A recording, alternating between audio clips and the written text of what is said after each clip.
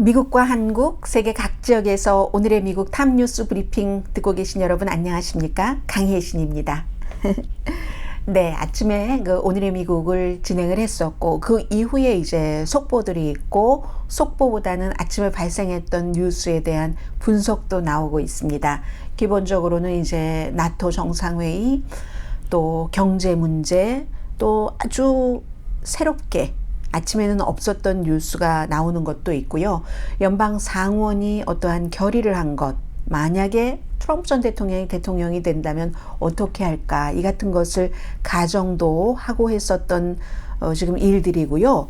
또 한 주에서 결정한 것에 대해서 12시간이 되기 전에 이미 고소에 들어간 것도 있고 그에 대한 국민들의 여론 같은 것, 이런 부분들을 전해드리겠습니다.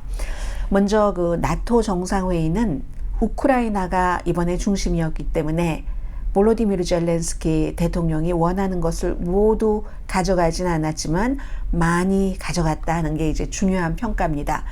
물론 나토 정상회담도 각 나라마다 국민마다 관심사가 다 다릅니다. 지금 한국은 오염수 문제를 일본 총리와 어떻게 얘기를 했는가, 물론 어느 정도의 얘기를 할 것, 결과 같은 것은 알고 있다 할지라도, 그리고 또 일본과 한국, 미국 국민 가운데 일부는 북한이 어제 발사한 대륙간 탄도미사일에 대한 초점, 이런 것들이 있습니다. 그 부분은 이제 아침에 오늘의 미국 시간에 방송을 해드렸기 때문에 그 부분을 이제 보시면 되겠고요. 총체적으로 지금도 텔레비전 화면에 젤렌스키 대통령과 바이든 대통령 아주 좋은 분위기 보이는데, 리투아니아를 포함한 아주 우크라이나와 가까운 지역적으로 그런 곳에 있는 동맹국은 조금 더 분명한 것을 희망했습니다.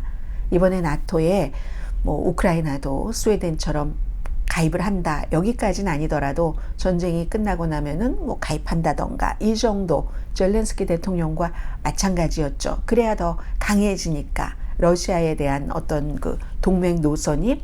그런데 2008년도에 이럴 때 이제 미국 사람들이 얘기하는 것이 고스트와 같다, 그때의 악령이 나타나는 것과 같다, 이런 얘기를 하는데, 2008년도에도 우크라이나에 대해서 나토가 가입을 허용을 하겠다고 문을 열었지만 언제 어떻게라는 것을 정하지 않았습니다. 이번에도 역시 마찬가지죠. 그러나 어느 때보다도 우크라이나의 나토 가입이 가까워진 것은 사실이고, 크게 이제 세 가지 정도로 봐야지 되는데, 미국이나 독일이 원했던 것은 러시아를 자극하지 않기 위한 것. 이건 이제 전쟁이 언젠가는 끝나야 되니까, 끝날 때 나토를 우크라이나에 딱 가입을 시켜 놓으면 러시아와 협상을 할 문이 좁아집니다. 온신의 폭이 좁아지니까. 그리고 이제 아무리 지금이 이제 특수 상황이라 할지라도 우크라이나의 여러 가지 자격 같은 것, 민주주의는 충분한가? 아니면 또 우크라이나는 워낙에 이번 사건 이전에 부패가 많았기 때문에 정부의 누구는 러시아에 붙어서 정권을 유지하고, 어떤 사람은 그렇기 때문에 반 러시아를 앞세우면서 또 친러시아였었던 사람들을 지지했었던 그 정권을 빼앗아 오기도 하고, 이랬기 때문에 굉장히 부패가 많습니다. 에너지 회사 같은 데도 마찬가지고요. 그래서 이제 유럽의 많은 국가들은 아직은 나토라는 이런 단단한 군사 동맹에 가입하기는 좀 부패 문제가 해결이 돼야지 된다, 민주주의도 더 안착이 돼야지 된다, 이런 얘기를 많이 했습니다만, 어쨌든 이번에 전쟁이 끝나자마자 바로 이 같은 약속은 받아내지 못했습니다. 그런데 그 얘기야 물론 바이든 대통령이 나토 정상회의가 열리기 며칠 전부터 경고했었던 그 부분이기도 하고요. 그럼에도 불구하고 볼로디미르 젤렌스키 대통령이 어제까지만 하더라도 트위터에 우리를 이렇게 해주지 않는 것에 대한 불만을 얘기를 했는데, 불만을 얘기해서 미국 쪽에서는 약간 또 불만이었다고도 하거든요. G7 국가들이 정말 지금까지와는 다른 정도로 우크라이나를 전쟁 이후의 재건 같은 것이라든가 이런 것들을 우리가 정말 지지를 많이 하겠다고 약속을 했습니다. 모든 나라들이. 그래서 바이든 대통령이 흔들리지 않는다. 우크라이나에 대한 지원이 이런 얘기를 했잖아요. 예를 들면은 젤렌스키 대통령이 빈손으로 가지 않는 게 G7이 미국, 영국, 프랑스, 이태리, 캐나다, 일본이잖아요. 이 나라들이 나토에서 전부 모여서 공동 선언문을 발표를 했습니다.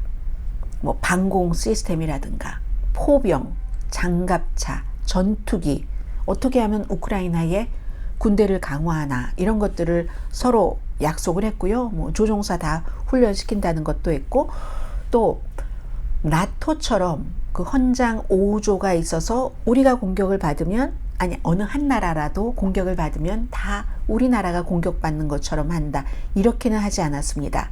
그런데요, 이번에 G7 정상들이 우크라이나에 대해서 만약에 나중에 다시 러시아가 우크라이나를 침공한다면 그땐 그렇게 하겠다라고도 서약을 했거든요. 이게 크림반도 때도 하지 못했고, 이번에 다시 이제 돈바스 지역도 러시아가 많이 장악을 했는데 하지 못했던 것을 다음에는 하겠다 약속을 했고, 아주 현대적인 장비도 포함을 해서 신속하게 지원을 하겠다. 이번에는 아주 야금야금 조금씩 줬잖아요. 집속탄도 지금 그러자, 보내자, 말자 하는 국가가 있을 정도니까. 근데 다음에는 아주 신속하게 모든 것을 우크라이나와 바로 대화를 해서 하겠다라고 했습니다.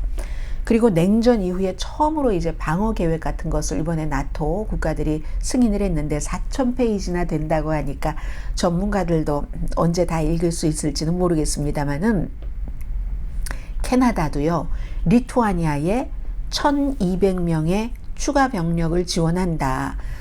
이게 참 푸틴으로서는 정말 힘든 거죠.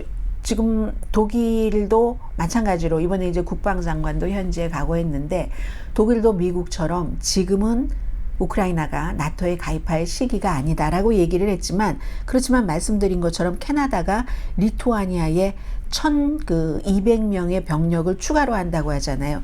그럼 지금 지도를 보시는 것처럼 러시아가 있고 맨 위에 핀란드가 있습니다. 핀란드가 이제 러시아와 국경이 제일 길다고도 볼 수 있겠죠.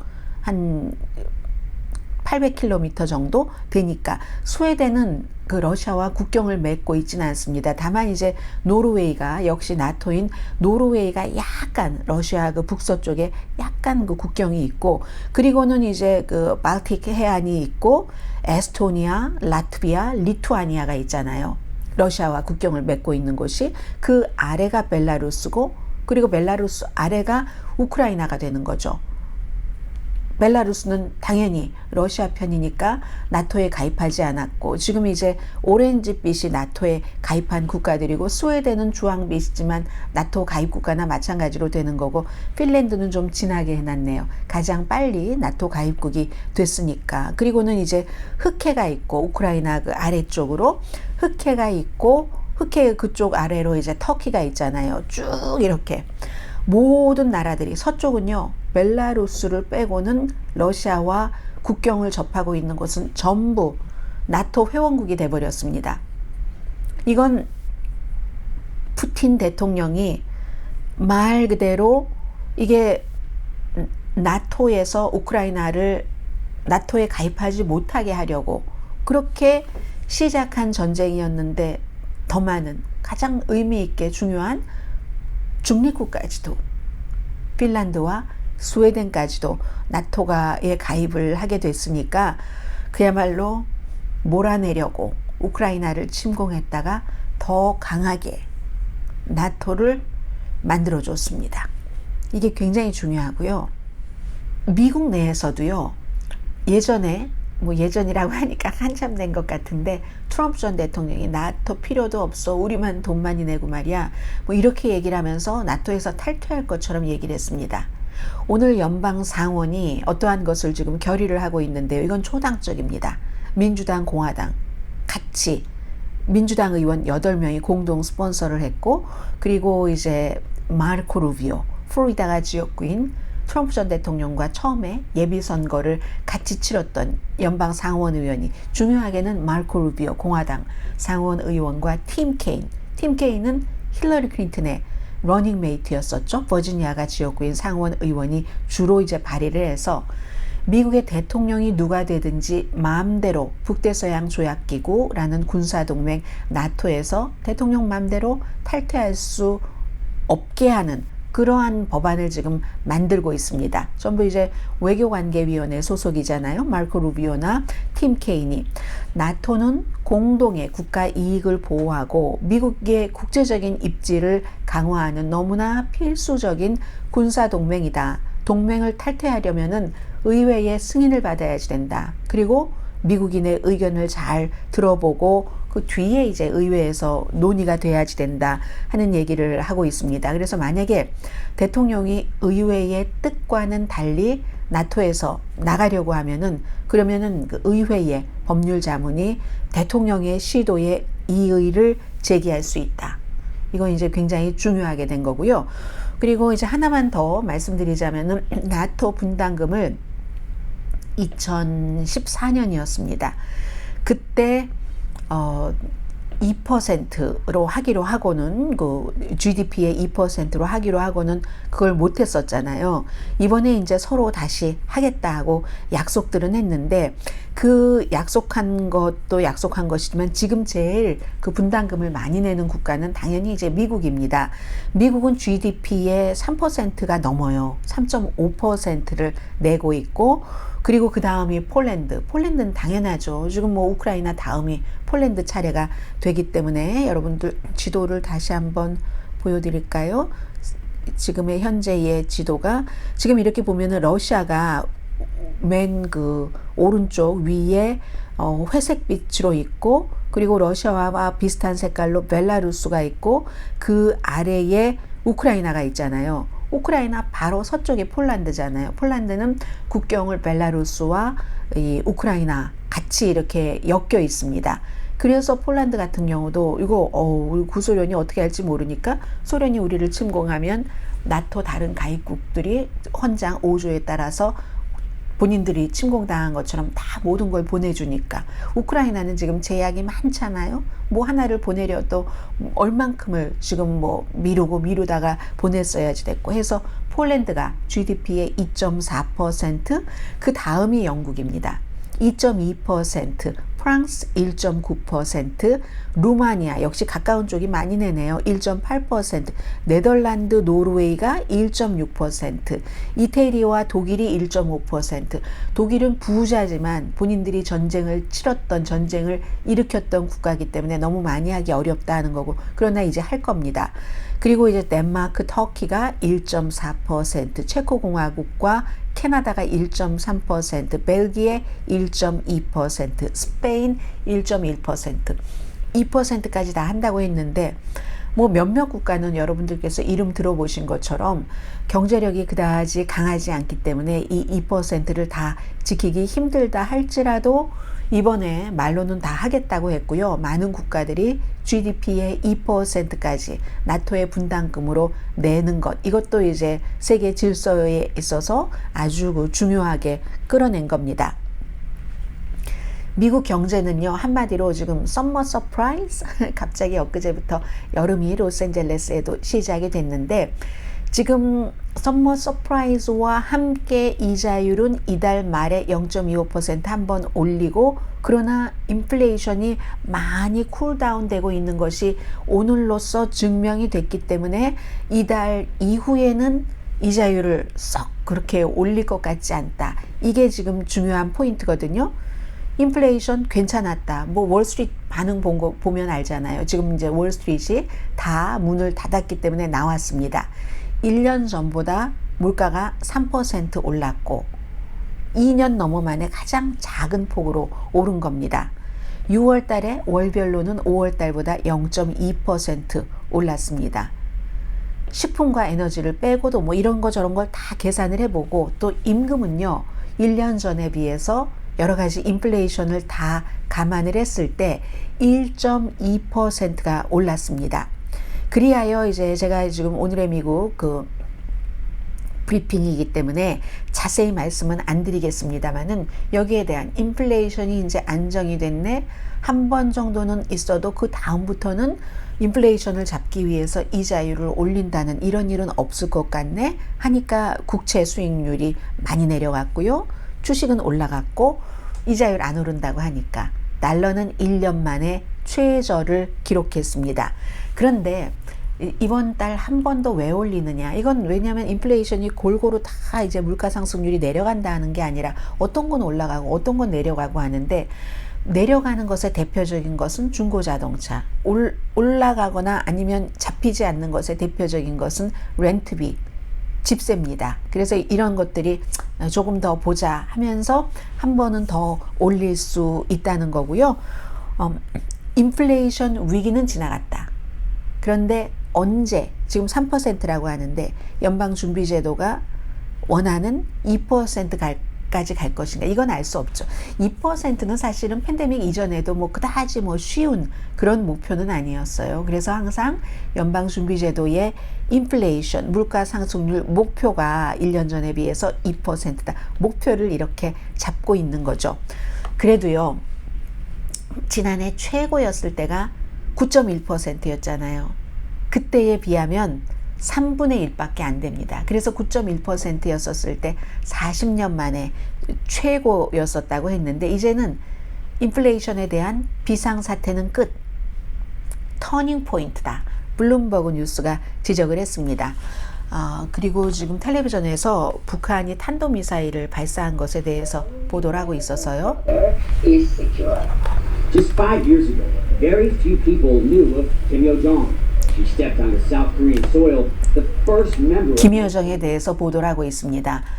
왜냐하면 요즘에 김여정이 어제 물론 이제 북한에서 탄도미사일, 대륙간 탄도미사일을 발사한 것도 있지만, 김여정이 미국에 대해서도 정찰기를 격투시켜 버리겠다던가 이런 아주 그 과격한 말을 할 때 한 가운데 있기 때문에 그러는 것이고, 불과 5년 전까지만 하더라도 김여정의 존재를 몰랐었다, 이런 것들을 지금 쭉 보도를 하고 있습니다. 노스코리아가 장거리 그 탄도미사일을 발사를 했는데, 김여정이 미국에 대해서 그 정찰기를 이제 격투시키겠다, 이러한 것을 발표하고 나서 며칠 만에 있었던 일이다 하는 건데, 미국의 정찰기조차도 북한에서 격추할 수 있다. 이거는 위협은 위협이지만 그저 뭐 이루어지지 않을 위협이라기보다는 많은 사람들은 그럴 수도 있다고 생각을 하는 사람들도 있거든요. 왜냐하면 과거를 볼 때 1969년이었군요. 미국의 EC 그 121 그 정찰기를 그 당시에 이제 북한이 격추해서 뭐 탑승자 31명이 그 사망한 사건, 뭐 이런 것들이 있기 때문에, 그래서 이제 지금 저 정도로 지금 보도를 하고 있는 겁니다. 자, 뮤트로 해놨고요. 인플레이션 말씀을 드렸고, 그리고는 이제 그 아이오와주의 상원, 하원이 주 전부 이제 공화당이 다수당이기 때문에 어제 그 임신 6주일 정도 그 이후에는 아주 특별한 경우가 아니면은 낙태를 금지하는 안이 통과돼서 금요일에 주지사가 서명을 하고 곧 시행이 될 것이다 하는 말씀을 드렸습니다. 12시간도 안 됐는데 벌써 그 인권단체가 고소했습니다. 여성을 차별하고 헌법에 동등한 권리를 침해한다, 뭐 이런 부분. 지금까지는 아이오와주가 임신 22주일까지는 낙태를 그 허용을 했었습니다. 아무튼 그래서 일단 법적 소송이 들어갔으니까 이런 경우는 이제 즉시 시행이기 때문에 시행 중지 명령부터 내려주십시오, 이렇게 이제 요청이 들어가죠. 그러니까 봐야 되는 거고요.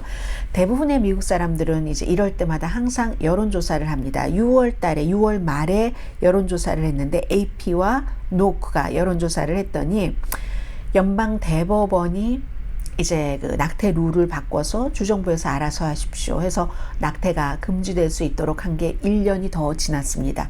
그런데도 미국 사람들은, 미국 성인의 64%는 모든 케이스나 아니면 대부분의 케이스에서 낙태를 하는 것을 지지를 합니다. 물론 임신 시기는 사람에 따라 다르고 또 당에 따라 다를 수는 있지만 임신 6주일까지는 전체적으로 73%가 낙태를 허용해야 된다라고 답변을 합니다. 민주당은 88%고요. 임신 6주일까지는 공화당도 56%나 찬성을 하고 있거든요. 그럼 지금 뭐 플로리다, 텍사스, 뭐 아이오와 이런 곳이 전부 임신 6주일 거의 특별한 경우를 제외하고는 예외도 두지 않는데 이걸 유권자들이 좋아할 리가 없거든요. 이게 아마 미국에서 그 대통령 선거를 할 때 여전히 2020년과 마찬가지로 큰 이슈가 될 게 분명해 보입니다. 임신 15주일까지도요, 전반적으로 51%가 낙태를 할 수 있어야지 된다고 생각을 합니다. 민주당은 75%. 근데 여기는 6주일과 15주일은 공화당은 많이 차이가 납니다. 29%. 지금 이런 여론을 말씀드렸고요. 팍스뉴스는 여기저기서 고소를 당하네요. 트럼프 전 대통령의 지지자인 레이 앱스라는 사람이 의사당 폭동 사건 때 막 나갔습니다. 빨간 모자 쓰고 트럼프를 지지한 사람. 근데 팍스를 고소했네요. 이 사람의 얘기는 이런 겁니다. 팍스가 하도 선동을 해서 의사당 폭동 사건 그런 일도 있었고 그랬는데 그 다음에 이제 팍스뉴스가 뻘쭘해지잖아요. 희생양을 찾아서 본인을 희생양으로 삼았다는 겁니다. 팍스가 자신이 마치 연방수사국 에이전트인데 막 음모론을 퍼뜨리면서 폭동에 책임이 있다. 뭐 이런 식으로 얘기를 했다는 겁니다. 길게 전해드릴 뉴스는 아닌 것 같고요. 그래서 이 사람이 팍스뉴스를 명예훼손으로 고소를 했습니다. 본인 때문에 저런 사람이 있어서 의사당, 물론 아직도 팍스는 터커 칼슨 같은 사람이 뭐 유유자적하게 보고 다니던 관광객들인데 하고 그것도 케빈 맥카티라는 하원 의장에게 의사당 그 비디오를 단독으로 입수를 해서 많이 보도를 했잖아요. 지금은 팍스에서 해고됐지만 이 사람이 팍스만 고소한 게 아니라 터커 칼슨도 함께 고소를 했네요. 도미니언 보링 시스템에 7억 8,700만 달러를 지급을 했는데 아무튼 이런 일이 있었고요. 마지막으로 일론 머스크. 제가 일론 머스크가 6개월 동안 다 중재해야지 된다고 할 때 본인이 시간 벌려고 그러는 것 아니야? 방송에서 말씀드리지 않았던가요? 일론 머스크가 결국은 그 새로운 인공지능 스타트업을 공개를 했습니다. 스몰, 소문자로 X로 쓰고 AI, 인공지능 영어 약자잖아요. XAI라는 회사인데 이제 뭐 다른 인공지능 회사에서 하는 거 모든 걸 하겠다는 거고요. 일론 머스크 자신이 이끌고 이전에 이제 그 웹사이트에 나온 것을 읽어드리는 겁니다. 구글 리서치나 딥마인드, 오픈AI, 마이크로소프트 리서치, 오픈AI가 챗GPT를 만든 회사고요. 테슬라에서 근무를 했었던 그런 엔지니어링들이 일을 한다. 그리고 꼭 이런 말을 써놔야 되나요? 모두 남자다. 이렇게 써 있습니다. 이 일론 머스크가 테슬라 CEO였을 때 그 트위터까지는 CEO 안 할 때 테슬라를 광고하기 위해서 트위터를 활용을 했었다. 이런 얘기를 많이 했었잖아요. 어쨌든 이 시장에 인공지능 시장에 일론 머스크도 뛰어들었고 금요일에 조금 더 자세한 내용을 공개를 한다고 합니다. 이상 오늘의 미국 탑뉴스 브리핑 강혜신이었습니다. 내일 아침 오늘의 미국 정규 방송 시간에 뵙겠습니다.